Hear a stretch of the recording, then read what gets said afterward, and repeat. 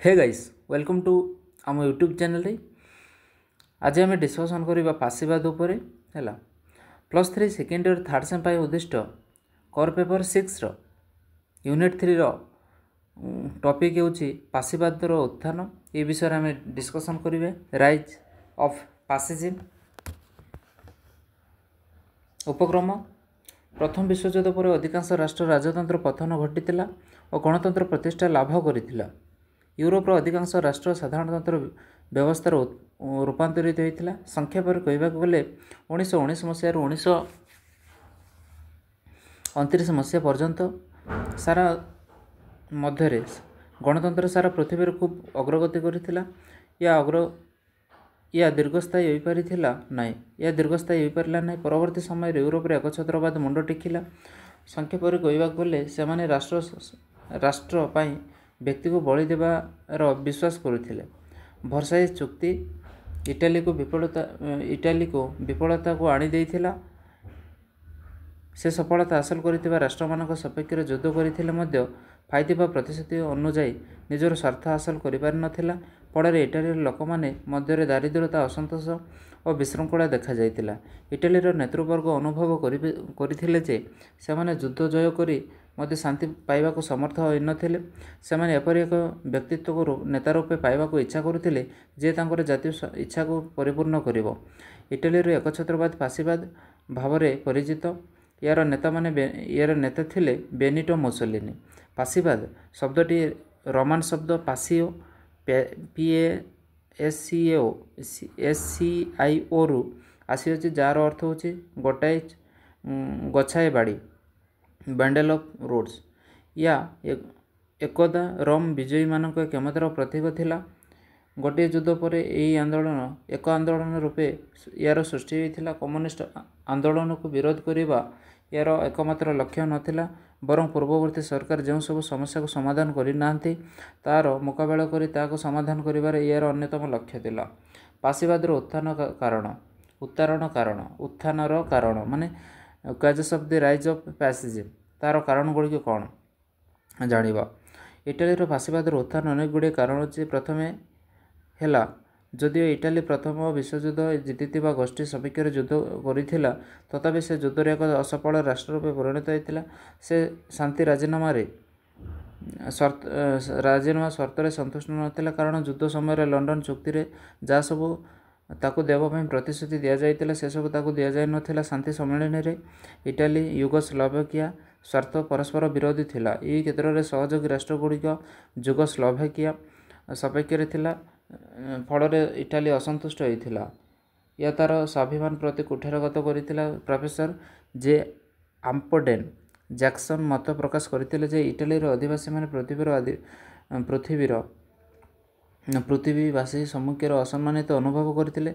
सेमाने निज लोकमानक द्वारा प्रतारित होइथिले। युद्ध इटाली पाई बहुत महंगा पड़िला। देशर अर्थनीति दुर्बल होइला।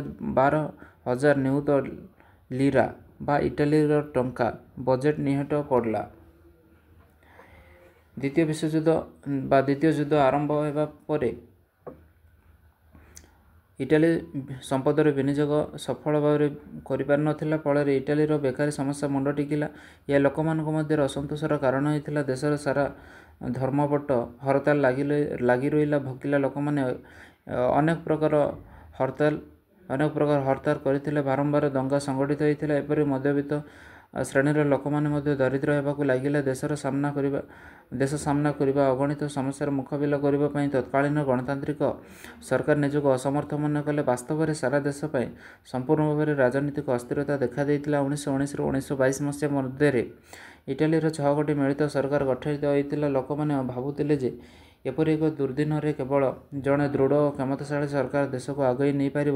फासीवादी माने यही परिस्थिति रे पूर्ण सुजोग नहीं। मुसोलिनी नेतृत्व में से इटालीवासी को एक दक्ष जातीय सरकार प्रदान करेंगे बोली दृढ़ प्रतिश्रुति देते। तृतीय रूसिया संगठित होता विप्लव मध्य इटाली को प्रभावित करते। इटालीर समाजवादी नेता माने विश्वयुद्ध पर इटाली उपजित उत्कट अर्थनैतिक स्थितिर सुविधा नेबाकू चेष्टा करते। सोवियत व्यवस्था को ଇଟାଲୀର କାର୍ଯ୍ୟକାରୀ କରିବାକୁ ଚେଷ୍ଟା କରିଥିଲେ। ସେମାନେ ଆନ୍ଦୋଳନ ଓ ଦଙ୍ଗା ବନ୍ଦ ପାଳନ କରି ଇଟାଲୀରେ ଅଚଳ ବ୍ୟବସ୍ଥା ପ୍ରଚଳନ କରିବାକୁ ଚେଷ୍ଟା କରିଥିଲେ। ପାଶୀବାଦୀମାନେ ଏହାର ସମ୍ପୂର୍ଣ୍ଣ ଫାଇଦା ଉଠାଇଥିଲେ।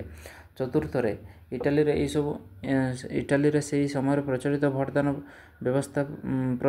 ବ୍ୟବସ୍ଥା ତ୍ରୁଟିପୂର୍ଣ୍ଣ ଥିଲା। ଏହା ଇଟାଲୀୟ ପାଶୀବାଦୀ ପ୍ରତିଷ୍ଠାନ କରିବା ପାଇଁ ପ୍ରୋତ୍ସାହିତ ହୋଇଥିଲା। ଏହି ବ୍ୟବସ୍ଥା ଅନୁଯାୟୀ ବିଭିନ୍ନ ଦଳର ନେତାମାନେ ସଦସ୍ୟଙ୍କୁ ନିର୍ବାଚିତ କରୁଥିଲେ। ଏହି ନିର୍ବାଚିତ ସଦସ୍ୟମାନେ ଅନେକ ସମୟରେ ପ୍ରସଙ୍ଗବିହୀନ ସମସ୍ୟା ଉପରେ ଆଲୋଚନା କରୁଥିଲେ ଏବଂ ଜନକଲ୍ୟାଣ ପ୍ରତି ଉଦ୍ଦେଶ୍ୟ ନେଉଥିଲେ। ନିଜ ନିଜର ମତ ପାର୍ଥକ୍ୟ ରହିଥିଲେ। ଏହି ସମସ୍ୟା ଏବଂ ସନ୍ତ୍ରାସବାଦକୁ ବିରୁଦ୍ଧରେ କୌଣସି ଗୁରୁତ୍ୱପୂର୍ଣ୍ଣ ନିଷ୍ପତ୍ତି ଗ୍ରହଣ କରିପାରୁନଥିଲେ। ଏହା ପାଶୀବାଦୀ ଉତ୍ପତ୍ତିର ସହାୟକ ହୋଇଥିଲା। ଶେଷରେ ପାଶୀବାଦୀ ଇଟାଲୀ ଶୃଙ୍ଖଳା ଆଣିବା ସଙ୍ଗେ ସଙ୍ଗେ ରୁଦ୍ଧ ଏବଂ ଗୌରବ ଫେରାଇ ଆଣିବା ପ୍ରତିଶ୍ରୁତି ଦେଇ ଲୋକମାନଙ୍କୁ ନିଜ ପକ୍ଷକୁ ଆଣିଲେ। ଲୋକମାନେ ମଧ୍ୟ ନେତାମାନଙ୍କ ସହଯୋଗ ହାତ ବଢ଼ାଇଥିଲେ। ପାଶୀବାଦୀମାନେ ଯେଉଁ ସବୁ ବିଷୟ ପ୍ରତି ଗୁରୁତ୍ୱ ଦେଇଥିଲେ ସେଗୁଡ଼ିକ ହେଲା, ପ୍ରଥମ ପଏଣ୍ଟ ହେଉଛି ଇଟାଲୀର ଧନୀ ଓ ଗରିବମାନଙ୍କ ମଧ୍ୟରେ ତାରତମ୍ୟ ବଢ଼ି ଯାଇଥିବାରୁ ଗଣତନ୍ତ୍ର ସଫଳ କାର୍ଯ୍ୟ କରିବା ସମ୍ଭବପର ନଥିଲା। ଦେଶ ଶକ୍ତିଶାଳୀ ନିର୍ଦ୍ଦେଶରେ ଅଗ୍ରଗତି କରିପାରିବ ବୋଲି ପ୍ରାୟତଃ ସମସ୍ତେ ହୃଦବୋଧ କରିପାରିଥିଲେ। ଦ୍ୱିତୀୟ କାରଣ ହେଉଛି ବ୍ୟକ୍ତିବିଶେଷଙ୍କ ସ୍ୱାର୍ଥ ଉପରେ ଦେଶର ସ୍ୱାର୍ଥକୁ ଅଧିକ ଗୁରୁତ୍ୱ ପ୍ରଦାନ। ତୃତୀୟ ଗୁରୁତ୍ୱ ହେଉଛି ସଂଖ୍ୟା ଅପେକ୍ଷା ଗୁଣକୁ ଅଧିକ ଗୁରୁତ୍ୱ ଦେବା। ଯେଉଁ ପାଶୀବାଦୀ ନେତାମାନେ ଲୋକମାନଙ୍କର ବିଶ୍ୱାସଭାଜନ ହୋଇପାରିଥିଲେ ସେମାନେ ଦେଶର ଗର୍ବର ପ୍ରତୀକ ରୂପେ ପରିଗଣିତ ହୋଇଥିଲେ। ଚତୁର୍ଥ ପଏଣ୍ଟ ହେଉଛି ଲୋକମାନଙ୍କ ପ୍ରତ୍ୟେକ ବର୍ଗ ଯଥା ଶିଳ୍ପପତି, ଶ୍ରମିକ, ଜମି ମାଲିକ, କୃଷକ, ଶିଳ୍ପୀମାନଙ୍କୁ ସମାନ ଗୁରୁତ୍ୱ ଦେଇ ସେମାନଙ୍କୁ ଦିଗଦର୍ଶନ ଦେବା ଉପରେ ସେମାନେ ଗୁରୁତ୍ୱ ଆରୋପ କରିଥିଲେ। ପଞ୍ଚମ ପଏଣ୍ଟ ହେଉଛି ସେମାନେ ଉଗ୍ର ବୈଦେଶିକ ନୀତି ଉପରେ ଗୁରୁତ୍ୱ ଆରୋପ କରିଥିଲେ ଏବଂ ଯୁଦ୍ଧକୁ ଜାତୀୟ ସ୍ୱାର୍ଥର ଏକ ଅସ୍ତ୍ର ରୂପେ ବିଚାର କରିଥିଲେ। ଇଟାଲୀରେ ପାଶୀବାଦର ସୃଷ୍ଟି ହୋଇଥିବା ପରିସ୍ଥିତିର ଅନୁଧ୍ୟାନ କରି ଗାର୍ଥୋର୍ନେ ହାର୍ଡି କହିଛନ୍ତି ଯେ ଯେଉଁ ପରିସ୍ଥିତିରେ ଇଟାଲୀର ପାଶୀବାଦର ସୃଷ୍ଟି କରିଥିଲା ତାହା ସେହି ଦେଶ ସପକ୍ଷରେ ଅତ୍ୟନ୍ତ ଆଶ୍ଚର୍ଯ୍ୟକର ଲାଗୁଥିଲେ ମଧ୍ୟ ସଂସଦୀୟ ସରକାର ଗଣତନ୍ତ୍ର ମାନସିକତା ତାଳ ରଖି ପାରୁନଥିଲା। ଏହି ପରିସ୍ଥିତି ସୃଷ୍ଟି ହୋଇଛି ବୋଲି ଧରିବାକୁ ହେବ। ଏବେ ଆମେ ଜାଣିବା ବେନିଟୋ ମୁସୋଲିନିଙ୍କ ଭୂମିକା। Role of Benito Mussolini. ଇଟାଲୀର ପାଶୀବାଦର ଶାସନ ପ୍ରତିଷ୍ଠା ପାଇଁ ମୁସୋଲିନି ଏକ ଗୁରୁତ୍ୱପୂର୍ଣ୍ଣ ଭୂମିକା ଗ୍ରହଣ କରିଥିଲେ। ସେ 1883 ମସିହାରେ ରୋମାଗ୍ନାରେ ଏକ କୁମ୍ଭାର ପରିବାରରେ ଜନ୍ମଗ୍ରହଣ କରିଥିଲେ। ଶିକ୍ଷା ସମାପ୍ତି ପରେ ଆଭାନ୍ତି ନାମକ ଏକ ପତ୍ରିକା ସମ୍ପାଦନ କାର୍ଯ୍ୟ କରିବା ଆରମ୍ଭ କରିଥିଲେ। ସୈନ୍ୟ ବାହିନୀରେ ଯୋଗଦେବା ପରେ ପ୍ରଥମ ବିଶ୍ୱଯୁଦ୍ଧରେ ଯୋଗ ଦେଇଥିଲେ। ଏହା ତାଙ୍କର ଦେଶପ୍ରେମ ଚିନ୍ତାଧାରାକୁ ଉଦ୍ରେକ କରିଥିଲା। ଯୁଦ୍ଧ ଶେଷ ହେବା ପରେ ସେ ପାଶୀବାଦୀ ଦଳ ଗଠନ କରିଥିଲେ। ଇଟାଲୀର ଅଧିବାସୀମାନଙ୍କ ନାମରେ ଜାତି ପ୍ରେମର ଉଦ୍ରେକ କରି ସେ ଏକ ପ୍ରଗତିଶୀଳ ଓ କ୍ଷମତାଶାଳୀ ଇଟାଲୀ ଗଢ଼ିବା ନିମନ୍ତେ ତାକୁ ଉତ୍ସାହିତ କରିଥିଲେ। ଇଟାଲୀରେ ଦେଖାଦେଇଥିବା ଅସନ୍ତୋଷର ସୁଯୋଗ ନେଇ ସେ ରୋମ୍ର ରାଜା ଭିକ୍ଟୋରି ଇମାନୁଏଲ III ନିକଟକୁ ଯାଇଥିଲେ। ଏହି ପରିସ୍ଥିତିରେ ଭୟଭୀତ ହୋଇ ସେ ତାଙ୍କର ପ୍ରଧାନମନ୍ତ୍ରୀ ଲୁଇ ପାକ୍ଟୋଙ୍କୁ ବାହାର କରି ମୁସୋଲିନିଙ୍କୁ ସରକାର ଗଠନ ପାଇଁ ଆହ୍ୱାନ କରିଥିଲେ। 1922 ମସିହା ଅକ୍ଟୋବର ମାସ 30 ତାରିଖରେ ସାମ୍ବିଧାନିକ ପଦ୍ଧତିରେ ମୁସୋଲିନି କ୍ଷମତାକୁ ଆସିଥିଲେ। କ୍ଷମତାକୁ ଆସିବା ପରେ ଇଟାଲୀକୁ ଏକ କ୍ଷମତାଶାଳୀ ରାଷ୍ଟ୍ରରେ ପରିଣତ କରିବା ପାଇଁ ସେ ନିଜକୁ ନିୟୋଜିତ କରିଥିଲେ। ସେ ଶାସନ କ୍ଷେତ୍ରରେ କେତେକ ସଂସ୍କାର ଆଣିବା ସହିତ ଏକ ଅସନ୍ତୁଳିତ ଆୟବ୍ୟୟର ଆକଳନ ପ୍ରସ୍ତୁତ କରିଥିଲେ ଏବଂ ଇଟାଲୀ ମୁଦ୍ରାର ମୂଲ୍ୟାଙ୍କନ ପାଇଁ ସେ ପଦକ୍ଷେପମାନ ଗ୍ରହଣ କରିଥିଲେ। ବିଭିନ୍ନ ସଂସ୍କାରମୂଳକ ପଦକ୍ଷେପ ଗ୍ରହଣ କରି ସେ ନିରକ୍ଷରତା ଦୂର କରିବା ପାଇଁ ଚେଷ୍ଟା କରିଥିଲେ। ସେ ସୈନିକ ରୂପେ ତାଲିମକୁ ବାଧ୍ୟତାମୂଳକ କରି ଦେଇଥିଲେ ଏବଂ ଇଟାଲୀର ଜଳବାହିନୀ କ୍ଷମତା ବୃଦ୍ଧି କରି ଫ୍ରାନ୍ସ ଓ ଜର୍ମାନୀ ସହିତ ନିଜର କ୍ଷମତା ସମାନ କରିବାକୁ ଚେଷ୍ଟା କରିଥିଲେ। କୋଇଲାର ଅଭାବ ଦୂର କରି ସେ ଜଳବିଦ୍ୟୁତ୍ କେନ୍ଦ୍ର ଶକ୍ତିମାନ ପ୍ରତିଷ୍ଠା କରିଥିଲେ। ସବୁ ମିଲ୍ ଫ୍ୟାକ୍ଟ୍ରିକୁ ଜାତୀୟକରଣ କରି ଶ୍ରମିକମାନଙ୍କ ଭାଗ୍ୟ ପରିବର୍ତ୍ତନ କରିବାକୁ ଚେଷ୍ଟା କରିଥିଲେ। ପୁଞ୍ଜିବାଦୀ ଶ୍ରମିକମାନଙ୍କ ମଧ୍ୟରେ ସମ୍ପର୍କ ବୃଦ୍ଧି କରିବା ପାଇଁ ସିଣ୍ଡିକେଟ୍ମାନ ପ୍ରତିଷ୍ଠା କରିଥିଲେ। ଅଧିକରୁ ଅଧିକ ଜମି ଓ ଚାଷ ଜମିରେ ପରିଣତ କରି ରେଲୱେ ଏବଂ ଗମନାଗମନ ସୁବିଧା ଉପରେ ଗୁରୁତ୍ୱ ଆରୋପ କରିଥିଲେ ଏବଂ ଇଟାଲୀକୁ ଆତ୍ମନିର୍ଭର କରିବା ପାଇଁ ସେ ସବୁ ଦିଗର ପଦକ୍ଷେପ ଗ୍ରହଣ କରିଥିଲେ। ମୁସୋଲିନିଙ୍କ ସବୁଠାରୁ ଗୁରୁତ୍ୱପୂର୍ଣ୍ଣ ସଫଳତା ହେଲା ସେ ଇଟାଲୀ ସହିତ ରୋମାନ କ୍ୟାଥୋଲିକ୍ ଏବଂ ସର୍ଚ୍ଚର ବୁଝାମଣା ସୃଷ୍ଟି କରିଥିଲେ। 1929 ମସିହା ଫେବୃଆରୀ ମାସ 11 ତାରିଖରେ ପପ୍ଙ୍କ ପ୍ରତିନିଧି ଏବଂ ମୁସୋଲିନି ମଧ୍ୟରେ ଏକ ବୁଝାମଣା ପତ୍ର ସ୍ୱାକ୍ଷରିତ ହୋଇଥିଲା। 1870 ମସିହା ପୂର୍ବରୁ ପପ୍ ଚର୍ଚ୍ଚର ମୁଖ୍ୟ ଥିଲେ। ପପ୍ଙ୍କ ରାଷ୍ଟ୍ର ସେ ଥିଲେ ସର୍ବଶକ୍ତିମାନ ରାଜା। 1870 ମସିହା ଅକ୍ଟୋବର ମାସ 9 ତାରିଖରେ ରୋମ୍ ଇଟାଲୀର ଏକ ଅଂଶ ରୂପେ ପରିଗଣିତ ହୋଇଥିଲା। ରାଜା ପପ୍ଙ୍କୁ ତାଙ୍କ କ୍ଷମତାର ବିସ୍ତୃତି କରିଥିଲା। ଭାଟିକାନ ତାଙ୍କ ନିୟନ୍ତ୍ରଣରେ ରହିଥିଲା।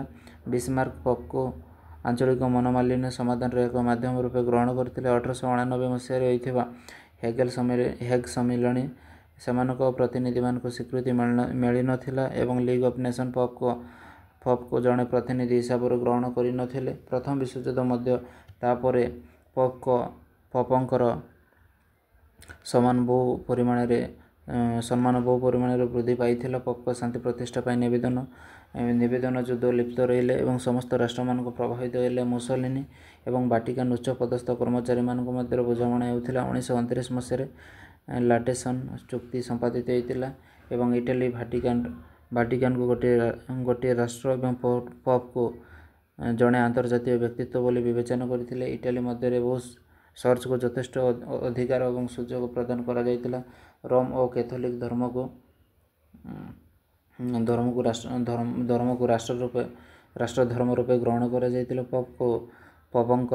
ପପ୍ଙ୍କର ଇଟାଲୀ ସହିତ ସମ୍ପର୍କ ପ୍ରତିଷ୍ଠା ହୋଇଥିଲା। ସେଥିପାଇଁ ଦୀର୍ଘ 21 ବର୍ଷ ଧରି ଅଧିକ ସମୟ ଧରି ମୁସୋଲିନି ଏବଂ ଏକଛତ୍ରବାଦ ଶାସନ ପ୍ରତିଷ୍ଠା କରିବାରେ ସକ୍ଷମ ହୋଇଥିଲେ। ଫାସିବାଦର ବୈଦେଶିକ ନୀତି ଫାସିଷ୍ଟ ଫରେନ୍ ପଲିସି। ମୁସୋଲିନି ଇଟାଲୀର ହୃଦ ଗୌରବକୁ ଫେରାଇ ଆଣି ତାକୁ ଏକ ବୃହତ୍ ରାଷ୍ଟ୍ରରେ ପରିଣତ କରିବା ପାଇଁ ସ୍ୱପ୍ନ ଦେଖିଥିଲେ। ସେ ଦିଗରେ ଏକ ପ୍ରୟାସ ସ୍ୱରୂପ ସେ ଉଗ୍ର ବୈଦେଶିକ ନୀତି କାର୍ଯ୍ୟକାରୀ କରିବାକୁ ଚେଷ୍ଟା କରିଥିଲେ। ମୁସୋଲିନି ଅନୁଭବ କରିଥିଲେ ଯେ ଫାସିବାଦୀ ରାଷ୍ଟ୍ର ଇଟାଲୀର ପ୍ରାଥମିକତା ହେଲା ଯେ ସେ ତା'ର ଜଳ ସ୍ଥଳ ଆକାଶ ବାହିନୀକୁ ସଜାଗ ରଖିବେ। ଆମେ ନିଜେ ସତର୍କ ରହିପାରିଲେ ପାଞ୍ଚ ନିୟୁତ ଲୋକଙ୍କୁ ସୁରକ୍ଷା ପ୍ରଦାନ କରିବା ସମ୍ଭବପର ହେବ। ଏହାଦ୍ୱାରା ଆମ ଅଧିକାର ଦାବି ସ୍ୱୀକୃତି ଲାଭ କରିପାରିବ। ମୁସୋଲିନି ସାରା ପୃଥିବୀକୁ ଦେଖାଇ ଦେବାକୁ ଚାହୁଁଥିଲେ ଯେ ଇଟାଲୀ କେବଳ ନିଜର ସୁରକ୍ଷା କରିବାର ଶକ୍ତି ନୁହେଁ ବରଂ 1915 ମସିହାରେ ଲଣ୍ଡନ ଚୁକ୍ତି ଅନୁସାରେ ଲଣ୍ଡନ ଯେଉଁ ସବୁ ଅଞ୍ଚଳ ତାକୁ ଦେବାକୁ ପ୍ରତିଜ୍ଞା କରିଥିଲା କିନ୍ତୁ 1919 ମସିହା ପର୍ଯ୍ୟନ୍ତ ସେ ପାଇପାରିନଥିଲା ତାକୁ ମଧ୍ୟ ସେ ହାସଲ କରିପାରିବ। ସେ ମଧ୍ୟ ଅନୁଭବ କରିଥିଲେ ଯେ ଉଗ୍ର ଆଇନ କାନୁନର ମଧ୍ୟ ଆବଶ୍ୟକତା ରହିଛି। ଏହାଦ୍ୱାରା ଲୋକମାନଙ୍କ ମଧ୍ୟରେ ଦୃଷ୍ଟି ଘରୋଇ ବ୍ୟବସ୍ଥା ଉଠିଯିବ। ଏହି ସମୟରେ ଶହ ଶହ ଲୋକ ମଧ୍ୟ କାମ ପାଇ ପାରୁନଥିଲେ। ସ୍ୱଦେଶ ପରିତ୍ୟାଗ କରି ଅନ୍ୟ ଦେଶକୁ ଯିବା କ୍ଷେତ୍ରରେ ବୈଦେଶିକ ରାଷ୍ଟ୍ରଗୁଡ଼ିକ ମଧ୍ୟରେ କେତେକ ପ୍ରତିବନ୍ଧକ ଲଗାଇଥିଲେ। ଫଳରେ ଅନ୍ୟ ଦେଶକୁ ଯିବା ସେମାନଙ୍କ ପକ୍ଷରେ ସମ୍ଭବ ନଥିଲା। ଏହି ସମୟରେ ମୁସୋଲିନି କହିଥିଲେ ଯେ ଆମେ ଆମ ଜମିର ବହୁ ଆବଶ୍ୟକତା ରହିଛି କାରଣ ଆମର ଜମି ଅତ୍ୟନ୍ତ ଉର୍ବର ଏବଂ ଆମକୁ ଏହାକୁ ସୁରକ୍ଷିତ ରଖିବାକୁ ଚାହୁଁ। ଫାସିବାଦୀ ଦଳର ଶାସନ କାଳରେ ଇଟାଲୀର ବୈଦେଶିକ ନୀତି ଆଭିମୁଖ୍ୟ ସମ୍ପର୍କରେ ମତ ଦେବାକୁ ଯାଇ କ୍ୟାଥାରାଇନ୍ ଡକ୍ କହିଛନ୍ତି ଭୂମଧ୍ୟ ସାଗର ଅଞ୍ଚଳକୁ ଇଟାଲୀର ଅଂଶ ପରିବର୍ତ୍ତେ ଏହାକୁ ଇଟାଲୀର ଜେଲ୍ ରୂପେ ଗ୍ରହଣ କରାଯାଉଥିଲା। କର୍ସିକା ମାଲ୍ଟା ଟ୍ୟୁନିସ୍ ସାଇପ୍ରସ୍ ଏହି ଜେଲ୍ର ପ୍ରସାର ହେବା ପରେ ଜିବ୍ରାଲ୍ଟର ଏବଂ ସୁଏଜ୍ ଏହାର ପ୍ରବେଶ ଦ୍ୱାର ରକ୍ଷକ ଥିଲେ। ଗ୍ରୀସ୍ ତୁର୍କୀ ଏବଂ ମିଶର ଏହାକୁ ବୃତ୍ତାକାରରେ ସୁରକ୍ଷା ପ୍ରଦାନ କରୁଥିଲା କିନ୍ତୁ ଏହି ପ୍ରାଚୀରକୁ ପ୍ରଥମେ ଭଙ୍ଗ କରିବାକୁ ପ୍ରୟାସ କରିଥିଲେ ଏବଂ ମହାସାଗର ଆଡ଼କୁ ଗତି କରିବାକୁ ଚାହୁଁଥିଲା। ଏହା ହୋଇନଥିଲେ ଇଟାଲୀ ନିଜକୁ ଅଧା ସ୍ୱାଧୀନ ମନେ କରିଥାନ୍ତା। ଇଟାଲୀ ଲିବିୟାକୁ ସୁଦାନ ମାଧ୍ୟମରେ ଇଥିଓପିଆ ସହିତ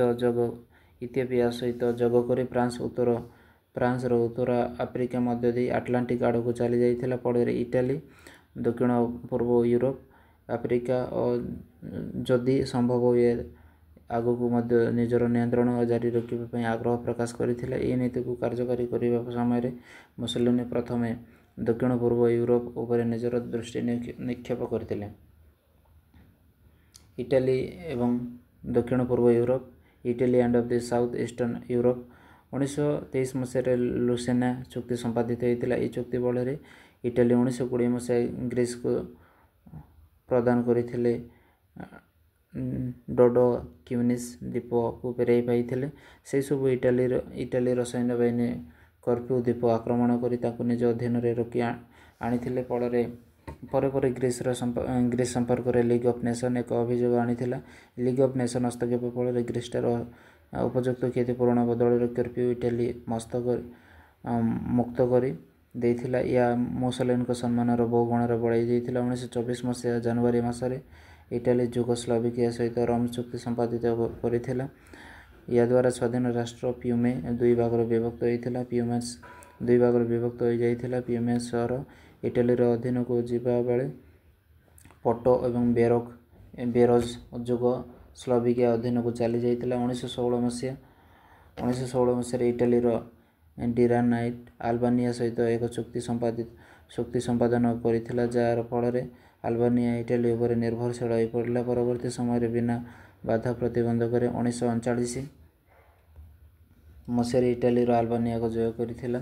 1928 ମସିହାରେ ମୋରୋକ୍କୋର ପଶ୍ଚିମ ଉପକୂଳରେ ଥିବା ପ୍ରିନ୍ସ ଅଫ୍ ତାଞ୍ଜିୟର ପ୍ରଶାସନରେ ଅଂଶଗ୍ରହଣ କରିବା ପାଇଁ ଇଟାଲୀକୁ ନିୟନ୍ତ୍ରଣ କରାଯାଇଥିଲା। ରୋମର ଏହାକୁ ମୁସୋଲିନିଙ୍କ ଏକ ବିରାଟ କୂଟନୈତିକ ବିଜୟ ବୋଲି ବିବେଚନା କରାଯାଉଥିଲା। 1930 ମସିହା ଲଣ୍ଡନ ଜଳବାହିନୀର ସମ୍ମିଳନୀ ମୁସୋଲିନି ଜଳବାହିନୀ ଫ୍ରାନ୍ସ ସହିତ ସମକକ୍ଷ ବୋଲି ଦାବି ଉପସ୍ଥାପିତ ହେଲା। 1931 ମସିହାରେ ସେ ଶାନ୍ତି ରାଜିନାମାର ପୁନଃ ସମୀକ୍ଷା ଉପରେ ଗୁରୁତ୍ୱ ଆରୋପ କଲେ।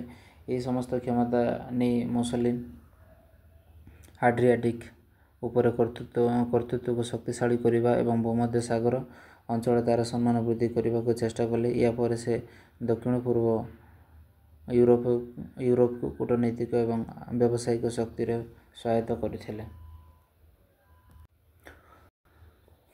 ଆବିସିନିଆ ଅଧିକାର। ମୁସୋଲିନି ଆବିସିନିଆକୁ ଅଧିକାର କରିବାକୁ ପ୍ରୟାସ କରିଥିଲେ। ଏହାର ମୁଖ୍ୟ କାରଣ ହେଲା, ପ୍ରଥମ କାରଣ ହେଉଛି ଇଟାଲୀ କ୍ରମ ବର୍ଦ୍ଧିଷ୍ଣୁ ଲୋକସଂଖ୍ୟା ପାଇଁ କିଛି ଅଞ୍ଚଳର ଆବଶ୍ୟକତା ଥିଲା। ଦ୍ୱିତୀୟ କାରଣ ହେଉଛି ଶିଳ୍ପ ପ୍ରତିଷ୍ଠା ପାଇଁ କଞ୍ଚାମାଲ ଉତ୍ପାଦିତ ଦ୍ରବ୍ୟର ବିକ୍ରୟ ପାଇଁ କଞ୍ଚାମାଲର ଆବଶ୍ୟକତା ଥିଲା। ତୃତୀୟ କାରଣ ହେଉଛି ଇଟାଲୀର ଲୋକମାନଙ୍କର ଦୁର୍ବଳ ଅର୍ଥନୈତିକ ସ୍ଥିତିରୁ ସେମାନେ ଦୃଷ୍ଟି ଫେରାଇ ଆଣିବାର ଆବଶ୍ୟକତା ଥିଲା। ଚତୁର୍ଥ କାରଣ ହେଉଛି କୌଶଳ ଦୃଷ୍ଟିରୁ ସେହି ଅଞ୍ଚଳ ଇଟାଲୀ ପାଇଁ ଗୁରୁତ୍ୱପୂର୍ଣ୍ଣ ଥିଲା। ଏହା ଇଟାଲୀକୁ ସୋମାଲିଲ୍ୟାଣ୍ଡ, ଏରିଟ୍ରିଆ ଏବଂ ଦକ୍ଷିଣ ପୂର୍ବ ଆଫ୍ରିକା ସହିତ ଯୋଗ କରୁଥିଲା। ପଞ୍ଚମ କାରଣ ହେଉଛି 1896 ମସିହାରେ ଆବିସିନିଆ ଇଟାଲୀକୁ ହରାଇଥିଲା। ଆବିସିନିଆ ବିରୋଧରେ ଯୁଦ୍ଧ ଇଟାଲୀକୁ ହରାଇଥିଲେ।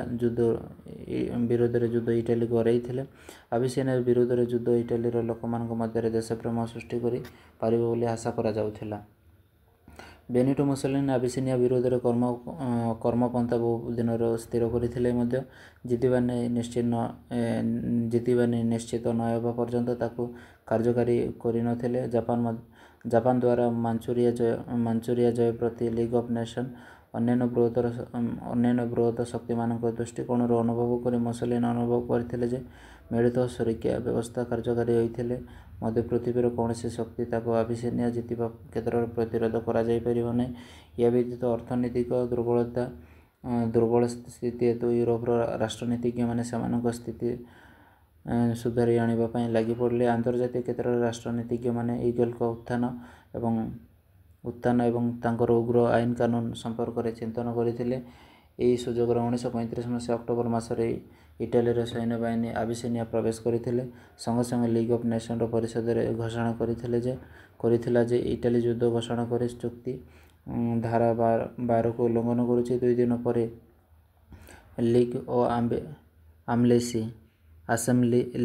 ଆସେମ୍ବ୍ଲି କାମକୁ ନିୟନ୍ତ୍ରଣ କରିବା ପାଇଁ ଏକ କମିଟି ନିଯୁକ୍ତି କରିଥିଲେ। ଏହି କମିଟିର ସଦସ୍ୟମାନେ ଇଟାଲୀକୁ ଆର୍ଥିକ ସାହାଯ୍ୟ ନ ଦେବା ପାଇଁ ଏବଂ ଇଟାଲୀକୁ ରପ୍ତାନି କ୍ଷେତ୍ରରେ ରୋକ ଲଗାଇବା ପାଇଁ ଲିଗ୍ ଅଫ୍ ନେସନ୍ସ ସଦସ୍ୟମାନଙ୍କୁ ନିର୍ଦ୍ଦେଶ ଦେଇଥିଲେ। ଏହିସବୁ ଅର୍ଥନୈତିକ କଟକଣା ନେଇ ଫ୍ରାନ୍ସ ଖୁସି ନଥିଲା, କାରଣ ସେ ଭୟ କରୁଥିଲା ଯେ ଏହାଦ୍ୱାରା ୟୁରୋପର ଯୁଦ୍ଧ ହୋଇଯାଇଥିଲା। ଏହି ସମୟରେ ଇଟାଲୀର ସୈନ୍ୟମାନେ ଆବିସିନିଆରେ ପ୍ରବେଶ କରିଥିଲେ ଏବଂ 1936 ମସିହାରେ ମେ ମାସରେ ଏହାକୁ ଅଧିକାର କରିଥିଲେ।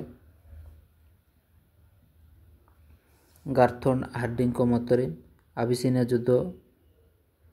ଜୟ ଯୁଦ୍ଧର ପରବର୍ତ୍ତୀ ଇତିହାସରେ ଏକ ନୂତନ ଅଧ୍ୟାୟ ସୃଷ୍ଟି କରିଥିଲା। ଇଟାଲୀର ଉଗ୍ରତା ସାରା ପୃଥିବୀକୁ ପ୍ରଭାବିତ କରିଥିଲା।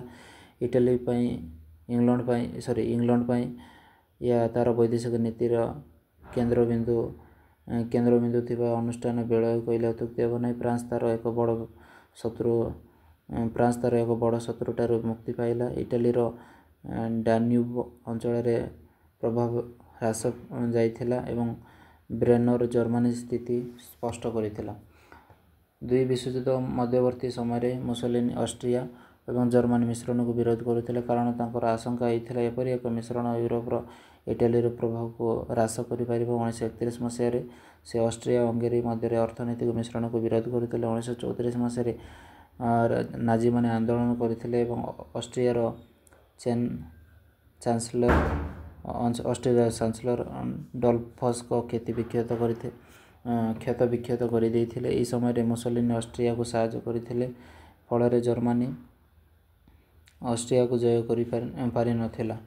ଦକ୍ଷିଣ ପୂର୍ବ ୟୁରୋପର ଇଟାଲୀ ଫ୍ରାନ୍ସ ଅପେକ୍ଷା ନିଜ ପକ୍ଷକୁ ରାଷ୍ଟ୍ରଗୁଡ଼ିକ ଆକର୍ଷିତ କରିବା ପାଇଁ ଚେଷ୍ଟା କରିଥିଲେ। ଏହିସବୁ ରାଷ୍ଟ୍ରଗୁଡ଼ିକ ଇଟାଲୀ ଓ ଫ୍ରାନ୍ସ କାହା ସହିତ ମିଶି କୌଣସି ପ୍ରକାର ବୁଝାମଣା କରିବାକୁ ରାଜି ନଥିଲେ। ଆରମ୍ଭରେ ଇଟାଲୀ ଯୁଗୋସ୍ଲୋଭାକିଆ ଓ ଚେକୋସ୍ଲୋଭାକିଆ ସହିତ ବୁଝାମଣା କରି ଫ୍ରାନ୍ସଠାରୁ ଅଧିକ ବୁଦ୍ଧିମତ୍ତାର ପରିଚୟ ଦେଇଥିଲା। ଫ୍ରାନ୍ସ କିନ୍ତୁ ଚେକୋସ୍ଲୋଭାକିଆ ସହିତ ଏହି ଚୁକ୍ତି ସମ୍ପାଦନ କରିବାକୁ ସକ୍ଷମ ହୋଇଥିଲା। ପରବର୍ତ୍ତୀ ସମୟରେ ଫ୍ରାନ୍ସ ସେ ଅଞ୍ଚଳର ରାଷ୍ଟ୍ରମାନଙ୍କ ଉପରେ ନିଜର ପ୍ରଭାବ ବିସ୍ତାର କରିବାକୁ ସକ୍ଷମ ହୋଇଥିଲା। ରୋମର ନିର୍ଦ୍ଦେଶ ଅନୁସାରେ ରାଷ୍ଟ୍ରମାନଙ୍କ ମଧ୍ୟରେ ହୋଇଥିବା ବନ୍ଧୁତ୍ୱକୁ ଭାଙ୍ଗି ଦେଇଥିଲା। ଇଟାଲୀ ଫ୍ରାନ୍ସର ରାଜନୈତିକ ପ୍ରଭାବକୁ ନଷ୍ଟ କରିଦେବା ଚେଷ୍ଟା କରିଥିଲା। ଏହି କ୍ଷେତ୍ରରେ ନିଜର ଏକଚାଟିଆ ଚିନ୍ତାଧାରାକୁ କାର୍ଯ୍ୟକାରୀ କରିବାକୁ ସମ୍ଭବ ନଥିବାରୁ ସେ ଜର୍ମାନୀ ଓ ଫ୍ରାନ୍ସର ପୁନର୍ଗଠନ ପ୍ରକ୍ରିୟା ବିରୋଧରେ ଉତ୍ସାହିତ କରିଥିଲା। ନିରସ୍ତ୍ରୀକରଣ କ୍ଷେତ୍ରରେ ଜର୍ମାନୀ ଓ ଫ୍ରାନ୍ସର କ୍ଷମତା ମଧ୍ୟରେ ସମତୋଳ ଆଣିବା ପାଇଁ ଇଟାଲୀ ଜର୍ମାନୀ ଚିନ୍ତାଧାରା କାର୍ଯ୍ୟକଳାପ ସମର୍ଥନ କରିଥିଲା। ଇଟାଲୀ ହୃଦୟଙ୍ଗମ କରିଥିଲା ଯେ ଏହାଦ୍ୱାରା ମହାଦେଶର କ୍ଷମତା ଭାରସାମ୍ୟ ରକ୍ଷା କରାଯାଇପାରିବ। ଇଟାଲୀ ଚିନ୍ତାଧାରାକୁ ଠିକ୍ ଥିଲା, କାରଣ ସେତେବେଳେ ଜର୍ମାନୀ ଅସ୍ତ୍ରଶସ୍ତ୍ର ଫ୍ରାନ୍ସର ସମକକ୍ଷ ହୋଇପାରିଥିଲା। ଇଟାଲୀ ଆବିସିନିଆ ଯୁଦ୍ଧରେ ଗ୍ରେଟ୍ ବ୍ରିଟେନ ବିରୋଧ କରିଥିଲେ। ଯଦିଓ ଇଟାଲୀ ଜର୍ମାନୀ ସହଯୋଗ ପାଇପାରିବା ଆଶା ଥିଲା, ତଥାପି ଇଟାଲୀ ଅଷ୍ଟ୍ରିଆ ସମସ୍ୟା ଉପରେ ଜର୍ମାନୀ ବିରୋଧ ଚିନ୍ତାଧାରା ପ୍ରକଟିତ କରିଥିବା ଏହା ବାସ୍ତବ ସମ୍ଭବପର ହୋଇପାରିନଥିଲା। ଫଳରେ 1935 ମସିହା ଜାନୁଆରୀ ମାସ 7 ତାରିଖରେ ଇଟାଲୀ ରୋମଠାରେ ଫ୍ରାନ୍ସ ସହିତ ଏକ ଚୁକ୍ତି ସମ୍ପାଦନ କରିଥିଲା। ଏହି ଚୁକ୍ତି ଫ୍ରାନ୍ସ ଇଟାଲୀ ଆଫ୍ରିକା ସମ୍ପର୍କରେ ମୁଖ୍ୟ ଦାବି ପୂରଣ କରିଥିଲା। ଫ୍ରାନ୍ସ ଆଙ୍ଗ୍ଲୋ-ମିଶର ସୁଦାନ ପ୍ରାନ୍ତରେ 44,500 ବର୍ଗ କିଲୋମିଟର ଅଞ୍ଚଳ ଇଟାଲୀକୁ ଦେଇଥିଲା ଏବଂ ଫ୍ରାନ୍ସ ଏକ ଅଂଶ ହେଡ୍ରିଆଟିକ୍ ପ୍ରଦାନ କରିଥିଲା। ଏହି ଦୁଇ ଗୋଷ୍ଠୀ ନିଜ ନିଜ ପ୍ରାନ୍ତକୁ ସମ୍ମାନ ପ୍ରଦର୍ଶନ ପୂର୍ବକ ଆନ୍ତର୍ଜାତିକ ସମସ୍ୟା କ୍ଷେତ୍ରରେ ନିଜର ସ୍ଥିତି ସୁରକ୍ଷା ରଖିଥିଲେ। ଜର୍ମାନୀର ପୂର୍ଣ୍ଣ ସଶକ୍ତିକରଣ କ୍ଷେତ୍ରରେ ଭର୍ସାଇ ଚୁକ୍ତି କୌଣସି ଏକ ତରଫା ପରିବର୍ତ୍ତନ ଭୟରେ ବିରୋଧ କରିଥିଲେ। ଇଟାଲୀ ଆବିସିନିଆ ଆକ୍ରମଣ କରିବା ଫଳରେ ଫ୍ରାନ୍ସ ଏବଂ ଇଟାଲୀ ବିରୋଧରେ ଅର୍ଥନୈତିକ କ୍ଷେତ୍ରରେ କାର୍ଯ୍ୟ କରିଥିଲା, ଫଳରେ ସେମାନଙ୍କ ମଧ୍ୟରେ ଥିବା ବନ୍ଧୁତା ଫାଟ ଦେଖାଦେଇଥିଲା। ହିଟଲରଙ୍କ ଉତ୍ଥାନ ପରେ ଇଟାଲୀ ବ୍ରିଟେନ ସହିତ ତାର ସମ୍ପର୍କ ସୁଧାର ଆଣିବାକୁ ଚେଷ୍ଟା କଲା। ସେହି ସମୟରେ ଗ୍ରେଟ୍ ବ୍ରିଟେନ ୟୁରୋପ ଏକ ନୌଶକ୍ତି ଥିବାରୁ ଭୂମଧ୍ୟସାଗର ଅଞ୍ଚଳରେ ଏହାର ପ୍ରଭାବ ଥିବାରୁ ଇଟାଲୀ ତା ସହିତ ସମ୍ପର୍କ ରଖିବାକୁ ଚେଷ୍ଟା କଲା। ଶ୍ରେଷ୍ଠ ସମ୍ମିଳନୀ ଇଟାଲୀ ଓ ଫ୍ରାନ୍ସ ଏବଂ ଗ୍ରେଟ୍ ବ୍ରିଟେନ ସହିତ ସୁସମ୍ପର୍କ ପ୍ରତିଷ୍ଠା କରିବାକୁ ଚେଷ୍ଟା କଲେ। 1937 ମସିହାର ଜାନୁଆରୀ ମାସରେ ଗ୍ରେଟ୍ ବ୍ରିଟେନ ଓ ଇଟାଲୀ ମିଳିତ ଭାବରେ ଭୂମଧ୍ୟସାଗର ଅଞ୍ଚଳରେ ସେମାନଙ୍କର ସ୍ଥିତି ବଜାୟ ରଖିବ ବୋଲି ସେ ନିଷ୍ପତ୍ତି ସମ୍ପର୍କରେ ସୂଚନା ପ୍ରଦାନ କଲେ। 1938 ମସିହା ଏପ୍ରିଲ ମାସରେ ଉଭୟଙ୍କ ମଧ୍ୟରେ ଅନ୍ୟ ଏକ ଚୁକ୍ତି ହୋଇଥିଲା। ଏହା ଭୂମଧ୍ୟସାଗରୀୟ ଅଞ୍ଚଳରେ ଅନେକ ସମସ୍ୟାର ସମାଧାନ କରିଥିଲା। ଜର୍ମାନୀ ପ୍ରତି ଇଟାଲୀର ଚିନ୍ତାଧାରା ଥିଲା ଅତ୍ୟନ୍ତ ସ୍ପଷ୍ଟ। ଜର୍ମାନୀ ଇଟାଲୀର ଆଫ୍ରିକୀୟ ଦେଶମାନଙ୍କୁ ସ୍ୱୀକୃତି ପ୍ରଦାନ କରିଥିଲା। 1934 ମସିହା ଅକ୍ଟୋବର ମାସରେ ମୁସୋଲିନିଙ୍କ ପାଇଁ ଜୋଇଁ ଏବଂ ଇଟାଲୀର ବୈଦେଶିକ ମନ୍ତ୍ରୀ ସିଓନ ଜର୍ମାନୀ ଭ୍ରମଣ ପାଇଁ ହିଟଲରଙ୍କୁ ଭେଟିଥିଲେ। 1936 ମସିହା ନଭେମ୍ବର ମାସ 1 ତାରିଖରେ ମୁସୋଲିନି ବର୍ଲିନ ଏବଂ ରୋମଙ୍କ ସମ୍ପର୍କକୁ ଏକ ଅକ୍ଷ ବା ଏକ୍ସିସ ବୋଲି ବର୍ଣ୍ଣନା କରିଥିଲା। ପରେ ଜର୍ମାନୀ ଇଟାଲୀ ପରସ୍ପର ଦେଶକୁ ଭ୍ରମଣରେ ଯାଇଥିଲେ। 1934 ମସିହା ଜର୍ମାନୀ ଓ ଜାପାନ ମଧ୍ୟରେ ଅଣ-କମିନ୍ଟର୍ନ ଚୁକ୍ତି ସ୍ୱାକ୍ଷର କରିଥିଲେ। 1937 ମସିହାରେ ଇଟାଲୀ ଏଥିରେ ଯୋଗ ଦେଇଥିଲା। ଫଳରେ ବର୍ଲିନ ଓ ରୋମ ଟୋକିଓ ଅକ୍ଷ ତିଆରି ହୋଇଥିଲା ବା ଏକ୍ସେସ୍ ତିଆରି ହୋଇଥିଲା। ହିଟଲର ଏହାକୁ ଏକ ବୃହତ ବିଶ୍ୱ ରାଜନୈତିକ ତ୍ରିକୋଣ ବୋଲି ବର୍ଣ୍ଣନା କରିଥିଲେ। ଏହି ସବୁ ରାଷ୍ଟ୍ରଗୁଡ଼ିକର ନିଜର ଅଧିକାର ବଜାୟ ରଖିବାକୁ ଆଗଭର ହେଲେ। 1934 ମସିହା ସ୍ପେନର ସାମରିକ ମୁଖ୍ୟ ରୋମ ଓ ବର୍ଲିନକୁ ଯାଇ ମୁସୋଲିନି ଓ ହିଟଲରଙ୍କ ସମ୍ମୁଖରେ ତାଙ୍କର ବିପ୍ଳବର କାର୍ଯ୍ୟକ୍ରମ ସମ୍ପର୍କରେ ସୂଚନା ଦେଲେ। ଏହି ଯୋଜନା ସ୍ୱୀକୃତି ଲାଭ କରିଥିଲା। 1934 ମସିହା ଜୁଲାଇ ମାସରେ ସେମାନେ ବିପ୍ଳବ କରିଥିଲେ। ସୋଭିଏତ ରୁଷିଆର ବିରୋଧ ସତ୍ତ୍ୱେ ସ୍ପେନରେ ଇଟାଲୀର ହସ୍ତକ୍ଷେପ ଫଳରେ ମୁସୋଲିନିଙ୍କ ସମ୍ମାନ ବହୁ ଗୁଣରେ ବଢ଼ିଯାଇଥିଲା। 1938 ମସିହା ସେପ୍ଟେମ୍ବର ମାସରେ ମ୍ୟୁନିଖ ଚୁକ୍ତି ମୁସୋଲିନିଙ୍କୁ ଏକ ସଫଳତା ଦେଇଥିଲା। ସେ ଦେଖାଇ ଦେଇଥିଲେ ଯେ ଯୁଦ୍ଧକୁ ଭୟ କରନ୍ତି ନାହିଁ କିନ୍ତୁ ଶାନ୍ତି ପ୍ରତିଷ୍ଠା କରିବାକୁ ଚାହାନ୍ତି। ତାପରେ ସେ ଇଟାଲୀକୁ ଶାନ୍ତି ଆସିଥିଲା। ସେତେବେଳେ ସେ ଅତ୍ୟନ୍ତ ଲୋକପ୍ରିୟ ନେତା ହିସାବରେ ପରିଗଣିତ ହୋଇଥିଲେ। ସେଥିପାଇଁ ରାଜା ତାଙ୍କୁ ସମ୍ମାନିତ କରିଥିଲେ। 2 ବର୍ଷ ପରେ ଇଟାଲୀ ହିଟଲର ଦ୍ୱାରା ପ୍ରଭାବିତ ହେବା ପରି ମନେ ହୋଇଥିଲା। କିନ୍ତୁ ମୁସୋଲିନି ମଧ୍ୟ କେବଳ ଯୁଦ୍ଧକୁ ବନ୍ଦ କରି ଦେଇପାରିବେ ବୋଲି ସମସ୍ତଙ୍କ ବିଶ୍ୱାସ ଥିଲା। ଜର୍ମାନୀ ପୋଲାଣ୍ଡ ଆକ୍ରମଣ କରିବାକୁ ସ୍ଥିର କରିଥିଲା। ସିଆନୋ ଏହି ଚିନ୍ତାଧାରାକୁ ସ୍ୱୀକାର କରୁନଥିଲା। ଏହା ସମ୍ପର୍କରେ ମୁସୋଲିନିଙ୍କୁ ବୁଝାଇବାକୁ ବହୁ ସମୟ ଲାଗିଥିଲା। ଇଟାଲୀ ଯୁଦ୍ଧ କରିବା ଉଚିତ ବୋଲି ମତ ପ୍ରକାଶ ପାଇଥିଲା। 1939 ମସିହା ସେପ୍ଟେମ୍ବର ମାସରେ ଦ୍ୱିତୀୟ ବିଶ୍ୱଯୁଦ୍ଧ ଆରମ୍ଭ ହୋଇଥିଲା। ଇଟାଲୀ କିନ୍ତୁ ନିରପେକ୍ଷତା ଅବଲମ୍ବନ କରିଥିଲା। 1940 ମସିହା ଜୁନ୍ ମାସରେ ଫ୍ରାନ୍ସ ଧ୍ୱଂସ ହେବାକୁ ଲାଗିଲା ବେଳେ ଇଟାଲୀ ଗ୍ରେଟ୍ ବ୍ରିଟେନ ଓ ଫ୍ରାନ୍ସ ବିରୋଧରେ ଯୁଦ୍ଧ ଘୋଷଣା କରିଥିଲେ। ଫ୍ରାନ୍ସ 1940 ମସିହା ଜୁନ୍ ମାସ 22 ତାରିଖରେ ଜର୍ମାନୀ ସହିତ, ଜୁନ୍ 24ରେ ଇଟାଲୀ ସହିତ ସନ୍ଧି କରିଥିଲା। 1940 ମସିହା ସେପ୍ଟେମ୍ବର ମାସ 27 ତାରିଖରେ ମୁସୋଲିନି ଜର୍ମାନୀ ଏବଂ ଜାପାନ ସହିତ ତ୍ରିପାକ୍ଷିକ ଚୁକ୍ତିରେ ଯୋଗ ଦେଇଥିଲେ। ଇଟାଲୀ ଗ୍ରୀସର ମିଶ୍ରଣ ସୋମାଲିଲ୍ୟାଣ୍ଡ, ସୁଦାନ ଏବଂ କେନିଆକୁ ଆକ୍ରମଣ କରି ଗ୍ରେଟ୍ ବ୍ରିଟେନ ସହିତ ଯୁଦ୍ଧ ଘୋଷଣା କରିଥିଲେ। ଇଟାଲୀର ସୈନ୍ୟବାହିନୀ ଆଗେଇ ଯାଇ ବ୍ରିଟିଶ ସୋମାଲିଲ୍ୟାଣ୍ଡ ଜୟ କରିବାକୁ ସକ୍ଷମ ହୋଇଥିଲେ। ବ୍ରିଟିଶ ବାହିନୀ ଇଟାଲୀର ଉପଯୁକ୍ତ ଜବାବ ଦେଇ ନିଜର ସ୍ଥିତି ବଜାୟ ରଖିବାକୁ ସକ୍ଷମ ହୋଇପାରିଥିଲେ। 1941 ମସିହା ଜୁନ୍ ମାସରେ ଇଟାଲୀର ସୋଭିଏତ ରୁଷିଆ ବିରୋଧରେ ଏକ ବିରୋଧ ଏବଂ ଡିସେମ୍ବର ମାସରେ ଆମେରିକା ବିରୋଧରେ ଯୁଦ୍ଧ ଘୋଷଣା କରିଥିଲେ। ଯେତେବେଳେ ସହଯୋଗୀ ଦଳମାନେ 1943 ମସିହା ସିସିଲି ଆକ୍ରମଣ କଲେ, ଇମାନୁଏଲ ମୁସୋଲିନି ବହିଷ୍କାର କରି ଗିରଫ କରିବାକୁ ନିର୍ଦ୍ଦେଶ ଦେଇଥିଲେ।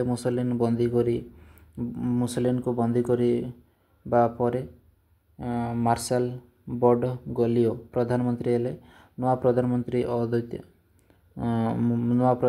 ଦ୍ୱୈତ ନୀତି ଅନୁସରଣ କରିଥିଲେ। ଏକ ପକ୍ଷରେ ସେ ମତ ପ୍ରକାଶ କରିଥିଲେ ଯେ ଯୁଦ୍ଧ ଚାଲୁ ରହିବ ଏବଂ ଇଟାଲୀକୁ ସୁରକ୍ଷିତ ରଖିବା ପାଇଁ ସେ ଜର୍ମାନୀ ଅନୁରୋଧ କରିଥିଲେ। ଅନ୍ୟ ପକ୍ଷରେ ସନ୍ଧି ପାଇଁ ସେ ମିଳିତ ଜାତିସଂଘ ସହଯୋଗ କରିଥିଲେ। ଜର୍ମାନୀ ଇଟାଲୀର ତା'ର ସ୍ଥିତି ସୁରକ୍ଷା ରଖିପାରିଲା। ସେଥିପାଇଁ ମୁସୋଲିନିଙ୍କୁ ବନ୍ଦୀରୁ ମୁକ୍ତ କରି କ୍ଷମତା ପ୍ରଦାନ କରିଥିଲେ। ରାଜା ଏବଂ ବଡ଼ଗ୍ଲିଓ ଦକ୍ଷିଣକୁ ଚାଲିଗଲେ। 1943 ମସିହା ଅକ୍ଟୋବର ମାସରେ ଇମାନୁଏଲ ଏବଂ ବଡ଼ଗ୍ଲିଓ ଜର୍ମାନୀ ସହିତ ଯୁଦ୍ଧ ଘୋଷଣା କଲେ ଏବଂ ମିଳିତ ଜାତିସଂଘ ସେମାନଙ୍କୁ ସହଯୋଗ ରାଷ୍ଟ୍ର ରୂପେ ବିବେଚନା କରିଥିଲା। ପରବର୍ତ୍ତୀ ସମୟରେ ଇଟାଲୀ ବିଭାଜନ ମୁସୋଲିନିଙ୍କୁ ବନ୍ଦୀ କରି ହତ୍ୟା କରିଥିଲେ। ଏହା ଥିଲା ଫାସିବାଦ ବିଷୟରେ। ପରବର୍ତ୍ତୀ ସମୟରେ ଆମେ ନାଜିବାଦ ବିଷୟରେ ଡିସ୍କସନ୍ କରିବା।